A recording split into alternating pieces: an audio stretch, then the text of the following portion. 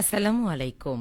আজ শুক্রবার ৪ঠা পৌষ ২৭শে জামাতি উস্তানি ১৯শে ডিসেম্বর। বাংলাদেশ বেতার, রাজশাহী। স্থানীয় সংবাদ পড়ছি উম্মে সালমা। সিঙ্গাপুরে চিকিৎসাধীন জুলাই গণঅভ্যুত্থানের সম্মুখভাগের অকুতভয় যোদ্ধা ও ইনকিলাব মঞ্চের মুখপাত্র শরীফ ওসমান হাদি মারা গেছেন। ইন্না লিল্লাহি ওয়া ইন্না লিল্লাহি রাজিউন। গতকাল বাংলাদেশ সময় রাত ৯টা ৪৫ সিঙ্গাপুর জেনারেল হাসপাতালে তাঁর মৃত্যু হয়। ওসমান হাদির মৃত্যুতে গভীর শোক প্রকাশ করেছেন প্রধান উপদেষ্টা অধ্যাপক ড মোহাম্মদ ইউনুস। গতরাতে জাতির উদ্দেশ্যে দেওয়া ভাষণে তিনি হাদির মৃত্যুকে দেশের রাজনৈতিক ও গণতান্ত্রিক পরিসরের জন্য অপূরণীয় ক্ষতি বলে উল্লেখ করেন। প্রধান উপদেষ্টা এই জুলাই যোদ্ধার রুহের মাগফিরাত কামনা করেন এবং শোক সন্তপ্ত স্ত্রী, পরিবার, স্বজন ও সহকর্মীদের প্রতি গভীর সমবেদনা জানান। এ সময় প্রধান উপদেষ্টা শহীদ ওসমান হাদির স্ত্রী একমাত্র সন্তানের দায়িত্ব সরকার গ্রহণ করবে বলে ঘোষণা দেন। পাশাপাশি তাঁর অকাল মৃত্যুতে আগামীকাল শনিবার একদিনের রাষ্ট্রীয় শোক ঘোষণা করেন। ওই দিন দেশের সব সরকারি, আধা সরকারি, স্বায়ত্তশাসিত প্রতিষ্ঠান, শিক্ষা প্রতিষ্ঠান সহ সরকারি, বেসরকারি ভবন এবং বিদেশে বাংলাদেশ মিশনগুলোতে জাতীয় পতাকা অর্ধনমিত থাকবে। ভাষণে তিনি আরও বলেন, আজ বাদ জুম্মা দেশের প্রতিটি মসজিদে শহীদ ওসমান হাদির রুহের মাগফিরাত কামনায় বিশেষ দোয়া ও মোনাজাত অনুষ্ঠিত হবে। একই সঙ্গে অন্যান্য ধর্মের উপাসনালয়গুলোতেও বিশেষ প্রার্থনার আয়োজন করা হবে। এদিকে শহীদ শরীফ ওসমান হাদির হত্যাকারীদের বিচার দাবিতে বিক্ষোভ মিছিল করেছেন রাজশাহী বিশ্ববিদ্যালয়ের শিক্ষার্থীরা।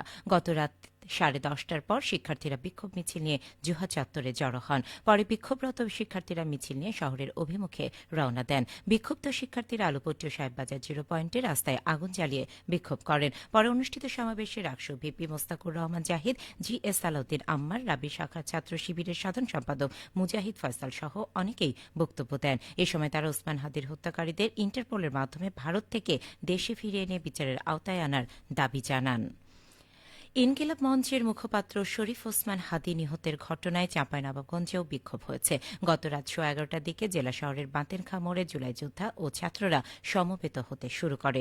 এরপর বিক্ষোভ মিছিল শহর প্রদক্ষিণ করে নবাবগঞ্জ সরকারি কলেজ মোড়ে এসে পথসভা করে। পথসভায় হাদির হত্যাকারীদের ভারত থেকে দ্রুত ফিরিয়ে এনে বিচারের দাবি জানান। এছাড়া হাদির মৃত্যুর প্রতিবাদে নাটোরে বৈষম্য বিরোধী ছাত্র আন্দোলনের উদ্যোগে মধ্যরাতে বিক্ষোভ মিছিল অনুষ্ঠিত হয়েছে। গত রাত 12:30টার দিকে নাটোর শহরের মাদ্রাসা মোড় থেকে বিক্ষোভ মিছিলটি শুরু হয়। মিছিলটি শহরের প্রধান সড়ক প্রদক্ষিণ করে নাটোর প্রেস ক্লাবের সামনে এসে শেষ হয়। সেখানে সংক্ষিপ্ত সমাবেশ অনুষ্ঠিত হয়। নওগাঁয় নানা আয়োজনের মধ্য দিয়ে হানাদার মুক্ত দিবস পালিত হয়েছে। গতকাল বিকেলে শহরের প্যারিমোহন লাইব্রেরি চত্বর থেকে সামাজিক সাংস্কৃতিক সংগঠন ২১শে পরিষদের আয়োজনে একটি শোভাযাত্রা বের হয়ে শহরের বিভিন্ন সড়ক প্রদক্ষিণ করে।